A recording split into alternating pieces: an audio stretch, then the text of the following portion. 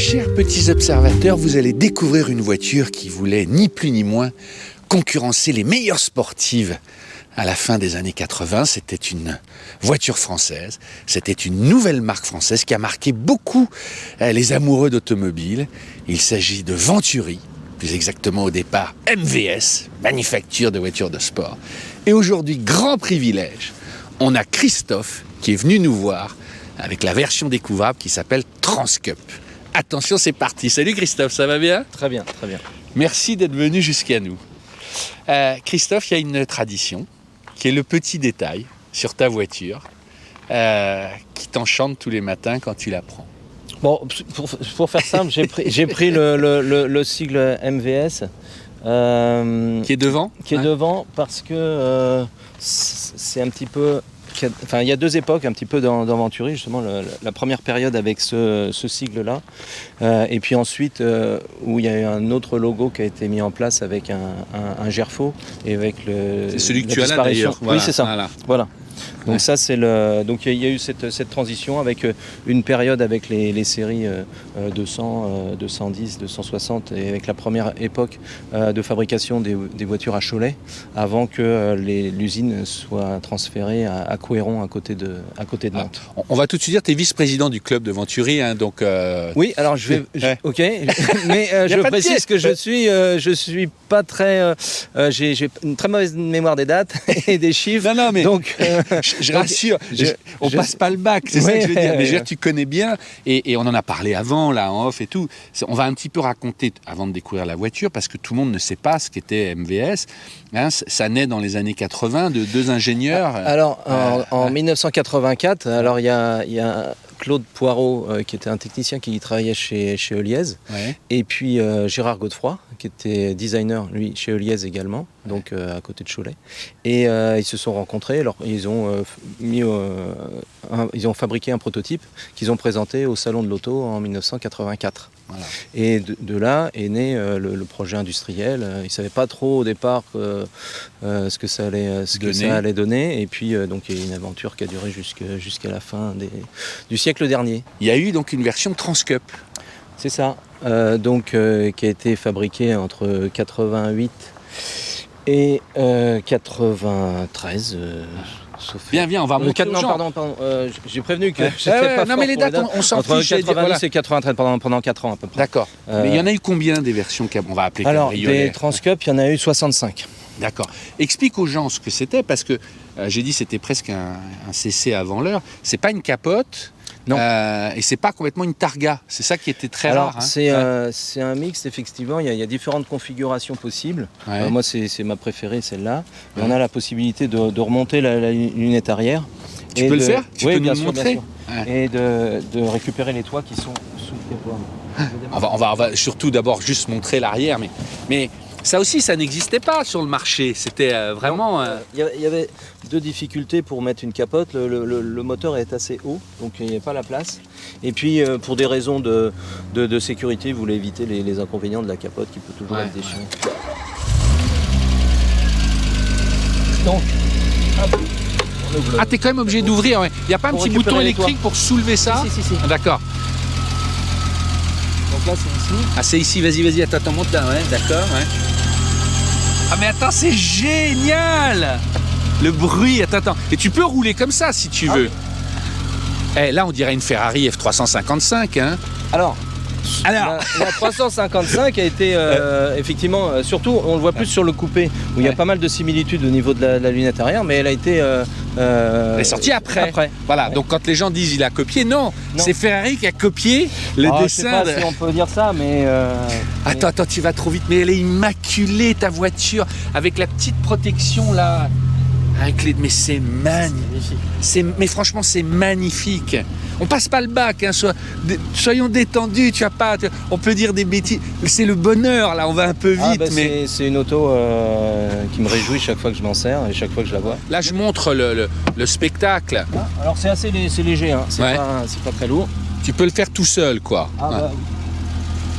On peut le faire assez rapidement parce que souvent quand il y a une grosse. Ça y est, c'est clippé là. Ça y est. Non. Alors, on va mettre le deuxième. Ouais. Donc là, on peut rouler comme ça. Bon, je vois pas l'intérêt, ouais.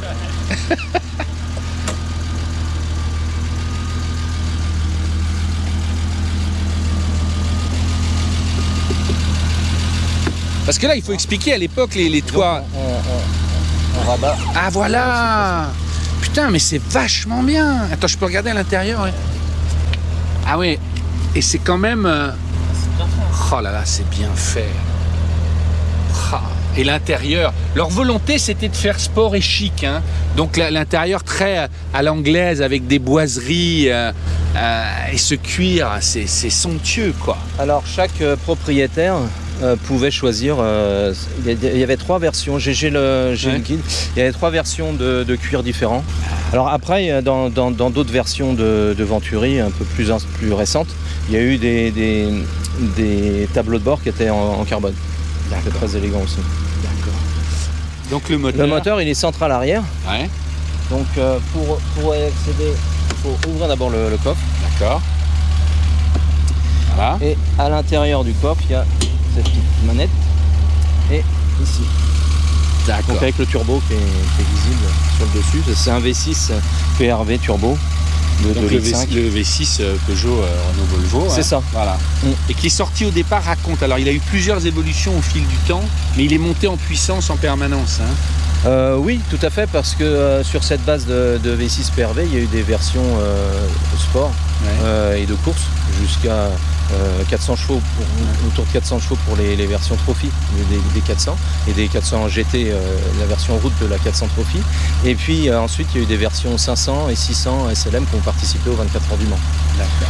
Et ce moteur, le V6 PRV, a le record encore, je pense pour longtemps, de la vitesse aux 24 heures du Mans sur la ligne droite des lignes d'hier. C'était avant l'installation des chicanes avec 407 km/h sur une WM. C'est le record. C'est le record. On l'a dit dès le départ, hein, quand ils ont voulu créer ce projet, donc ils ont dessiné la ligne, fabriqué quelque chose, mais ils ont pris beaucoup de choses sur étagère. Tu m'as dit en fait c'est une voiture, c'est un Pulse, plein de pièces viennent de la grande série. Est-ce que tu peux nous raconter un peu d'où vient quoi en fait? Là, je vais te faire un quiz. Vas-y. Sympa. Il y a le rétroviseur. Ouais. En tant que citroëniste, tu dois peut-être connaître un petit peu. Ça je sais parce c'était les CX. Mais je crois qu'il a été monté sur d'autres autos aussi. Oui, notamment une série de McLaren F1. Ouais. Alors j'ai vérifié hier soir parce que j'avais un doute. Alors pas sur toutes, mais j'ai retrouvé quelques photos sur lesquelles il y a ce même modèle. Semble-t-il aussi sur certaines Aston Martin. Ouais, je crois. Et là, je sais pas trop quel modèle. Il n'y a pas eu Lotus Esprit les dernières. Si, il y a quelques Lotus aussi, les Esprits. Vous vous rendez compte, hein, la gloire de l'équipementier qu'il a dessiné. Alors, qu'est-ce qu'il y a d'autre ici? Attends, quand on est là, le mécanisme de lave-vitre. Ouais. Donc tu veux dire l'essuie-glace surtout? Oui, c'est ça. Oui, c'est Pantera, c'est Mercedes, ça. C'est ça. 190, c'est ça. Ouais. 2 points. Julien, tu peux jouer. Hein. T'en vas rabaisser le. Alors, tant qu'on est là, le pare-brise. Ouais. C'est d'où il vient le pare-brise? Il me l'a dit au téléphone là. Il vient d'une française populaire sportive qu'on a déjà fait sur POA. Et qui revient à la mode, que Belloni veut remettre à la mode. La Fuego. C'est le pare-brise de Fuego. C'est dingue ça. Hein. Mais c'est un avantage, c'est-à-dire que tu peux le retrouver au cas où. Oui, alors c'est pas toujours les pièces de grande série françaises qui sont les plus faciles à retrouver. Hein, des fois on peut avoir des difficultés. Il y a les feux avant ici qui sont aussi. Ça c'est quoi ça? Ça je sais pas. C'est Renault, c'est R16. Ça c'est les R16 ça? D'accord. Et ça a été aussi monté, sauf erreur de ma part, sur les R5 turbo, les turbo 1, turbo 2. Oh, d'accord. Et on a les feux arrière qui sont de BMW série 3 de l'époque. Ça c'est une BM série 3 les feux. Ah oui, maintenant que tu le dis, Ah, c'est excellent. Non mais franchement c'est génial, ça prouve qu'il y a pas, on peut faire un truc magnifique sans avoir besoin, parce qu'il faut expliquer aux gens, dessiner une pièce. Hein. Ils n'avaient pas le choix. Ils n'avaient pas le choix parce que construire des éléments spécifiques, que des éléments spécifiques, ça coûtait le prix de la carrosserie entière. Le châssis vient d'où? Alors le châssis, ça a été fabriqué par l'équipe de Jean Rondeau, qui avait participé au départ, avant sa disparition, à l'équipe, avec l'équipe Venturi. Et donc c'est Pierre Belou.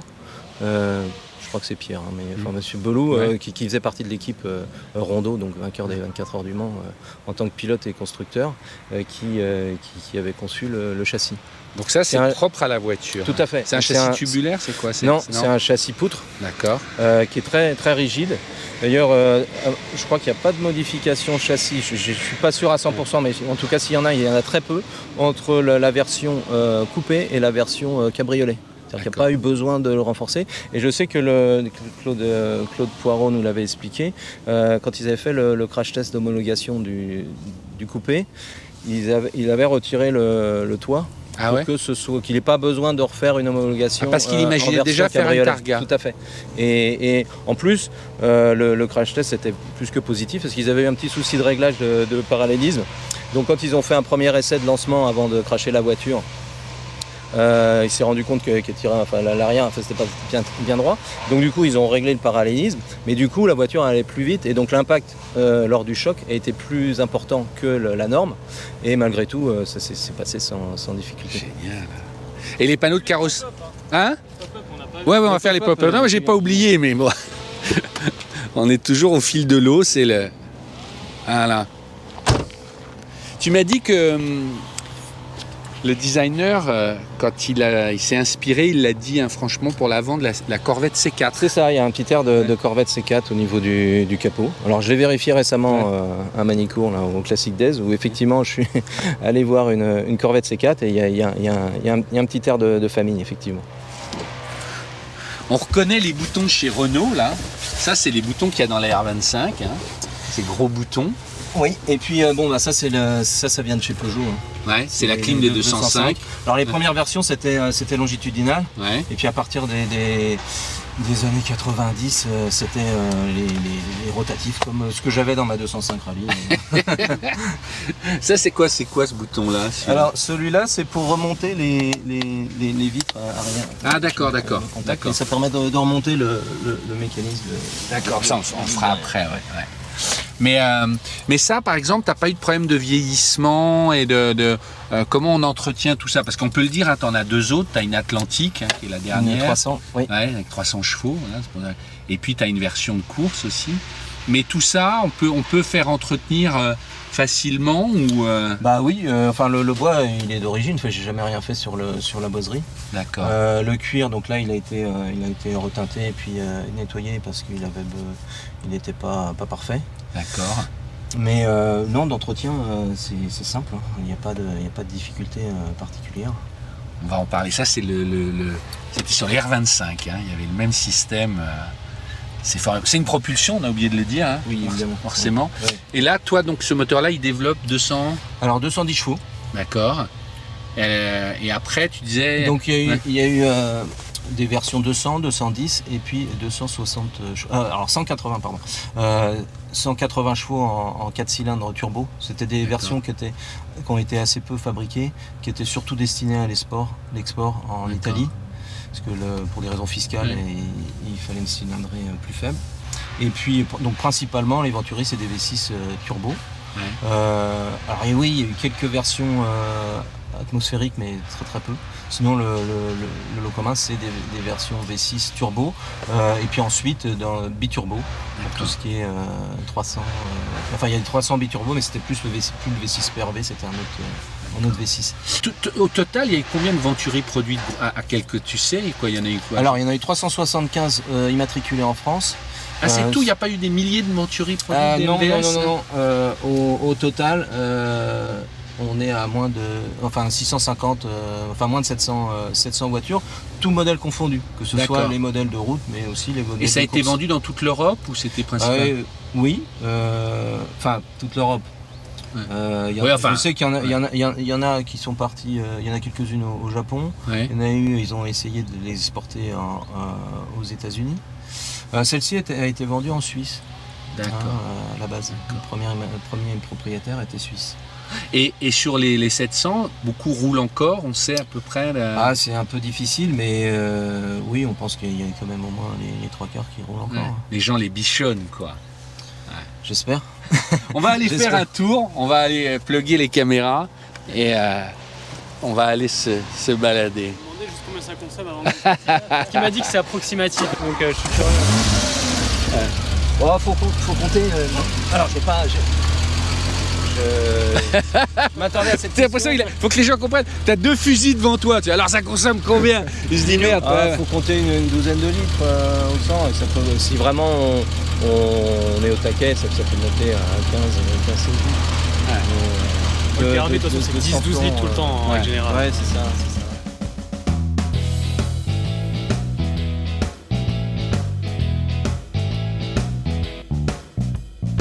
Alors là, on dans est, cette les enfants, on est, mais le cadeau que tu nous fais, mais je suis content, franchement, mais quel luxe, faut que les gens comprennent, encore une fois, à l'époque, soit on avait une Porsche et c'était tout noir et ça allait vite, soit on avait une Jaguar et c'était comme ça, mais on n'avait pas l'esprit Jaguar dans une Porsche, c'est un peu ça la volonté de Venturi à l'époque. Hein.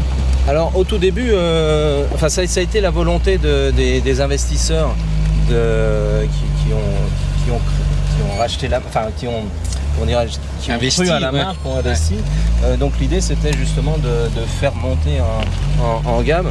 Parce qu'au tout début, Claude Poirot et Gérard Godefroy, ils n'avaient pas tellement de... Enfin, eux, ce qu'ils voulaient au départ, c'était fabriquer une voiture. Et après, ils ont été un petit peu emmenés par le projet. Et donc, au tout début, c'était un moteur de Golf GTI qui était prévu pour être à l'intérieur. Et l'intérieur n'était pas hyper travaillé. Ça valait le prix d'une 911, hein, ça valait 500 000 francs, un truc comme ça. C'est ça.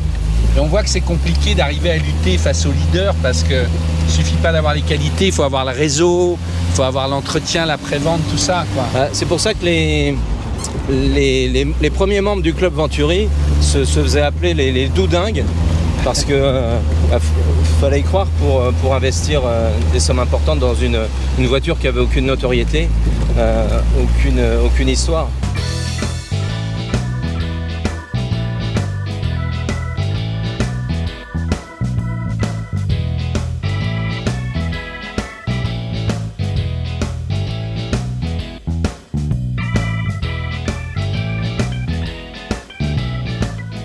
C'est génial, on sent que c'est très équilibré, hein, c'est ce qu'on disait, puis on entend le sifflement du turbo, c'est jouissif. Hein. Ah bah le châssis est génial, moi j'ai fait du karting quand j'étais jeune, et j'ai retrouvé des sensations de karting pilote, tout en étant confortable.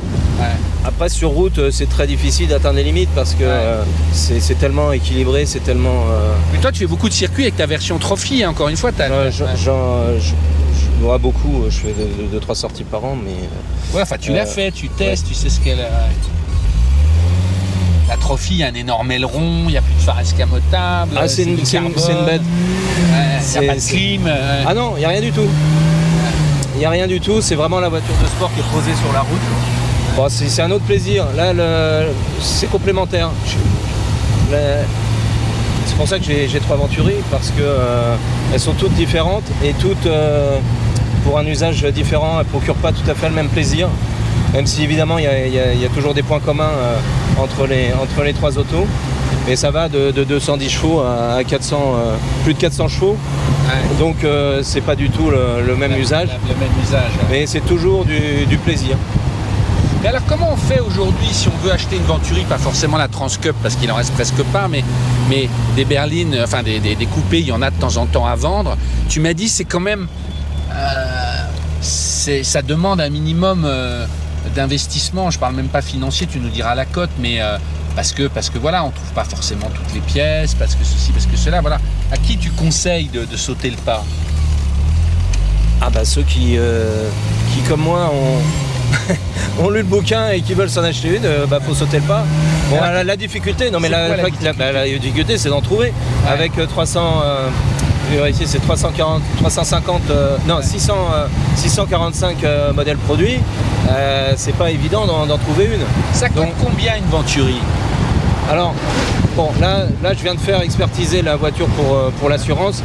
Donc la valeur d'expertise c'est 40 000 € pour ce modèle-là. Ce qui est pas cher, franchement, pour une auto de cette classe. Moi tu m'aurais dit que ça valait le double, je t'aurais dit ok quoi. Ouais. Effectivement, quand j'ai acheté ma première Venturi, c'était en 99. je l'ai payé 20 000 euros. Ouais, aujourd'hui, ça vaut quoi un coupé? Un coupé en bon état, en 200 chevaux, s'il est en bel état, ça vaut dans les 30 000. D'accord. Non, enfin, je trouve que la cote n'est pas déconnante, quoi. Enfin, on peut... Mais l'entretien, tout ça, justement, tout se répare, on trouve tout. Comment ça se passe? Oui, c'est possible. Après, faut connaître un petit peu il y a des spécialistes qui sont très compétents dans ce domaine. C'est bien de se rapprocher éventuellement du club. Ouais. Alors, on est un petit club, on a moins de 50 adhérents parce que il n'y a pas beaucoup de propriétaires. Mais on peut donner un petit peu des conseils aux nouveaux propriétaires ou ceux qui voudraient faire l'acquisition d'une auto. On touche du bois, moi j'ai jamais eu de gros soucis. Mais là c'est fou parce qu'on est sur les pavés, il n'y a pas de grésillement, ça ne tremble pas, la boîte ne s'ouvre pas. Enfin, c'était bien construit quand même. Hein. Ah oui, bah c'est pour ça que ça vieillit aussi bien. Hein. C'est que la qualité de fabrication était vraiment top. Là c'est plus de 500 heures le Transcup n'était pas rentable pour l'usine parce qu'il passait beaucoup de temps à la fabriquer. Ah mais vous vous rendez compte, 40 000 euros pour une mini Ferrari Jaguar made in France, truc, mais c'est une merveille. La direction est assistée ou pas? Oui, ouais, quand même. Ouais.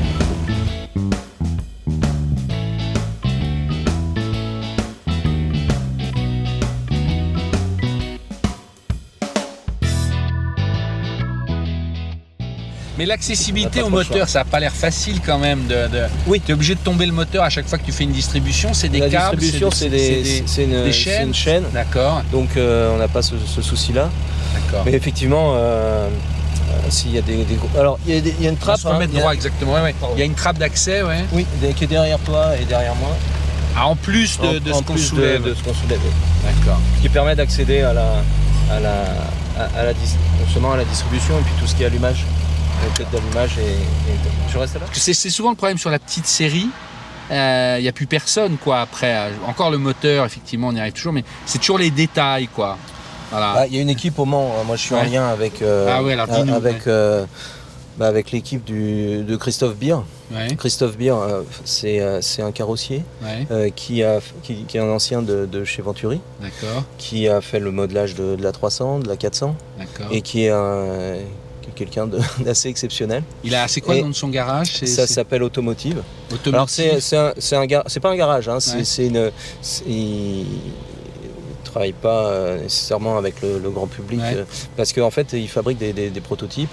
Par exemple les 405 ont été utilisés pour le film Taxi, c'est lui qui a fait toutes les modifications. Et donc ils sont équipés pour refaire tout ce qui est carrosserie, ils ont les moules d'origine. Ça c'est la bonne nouvelle, tu m'as dit il y a une aile ou tout ça se refait. Ça c'est pas vraiment une difficulté. C'est de la résine, c'est quoi? Oui, c'est du polyester. Tout est en polyester, c'est pas de l'acier, non, c'est comme Lotus quoi. D'accord. Voilà. Alors le bouquin là. Donc ça c'est le premier, celui qui a changé ma vie. D'accord. Qui m'a fait connaître Venturi. Et bon, je l'ai lu en 3 jours et ensuite je suis retourné au garage acheter une voiture. D'accord. Et puis donc ça c'est la dernière version de l'année dernière. Donc on le trouve. Hein. On le trouve, oui, c'est ETI qui l'édite. Christophe, un grand merci d'être venu. De Chartres, de nous avoir raconté. On se reverra peut-être sur l'Atlantique, sur la Trophy, quand on passera j'aimerais bien, au Mans et voir Gérard Godefroy. Avec Gérard Godefroy, ce serait super. Parce que c'est quelqu'un à connaître et à faire connaître. Bon, merci. C'est un très beau cadeau. Si vous aussi, vous voulez nous présenter votre auto, qu'elle soit ancienne, qu'elle soit moderne, l'important c'est que vous l'aimiez, que vous aviez envie d'en parler. Passe pas le bac, je le dis toujours. C'est un plaisir de bagnolard d'échanger. Vous nous envoyez à Petite Observation Automobile tout attaché avec des S @gmail.com quelques photos. Dans le titre de votre message, vous mettez le nom de la voiture parce qu'après on les met dans des tableaux. C'est comme ça qu'on retrouve une rapide description. Et puis si la voiture nous intéresse, on vous appellera et on se retrouvera ici. Il faut avoir conscience qu'il faut venir nous voir en région parisienne dans le 78. Voilà. À très bientôt. Grand merci. Au revoir.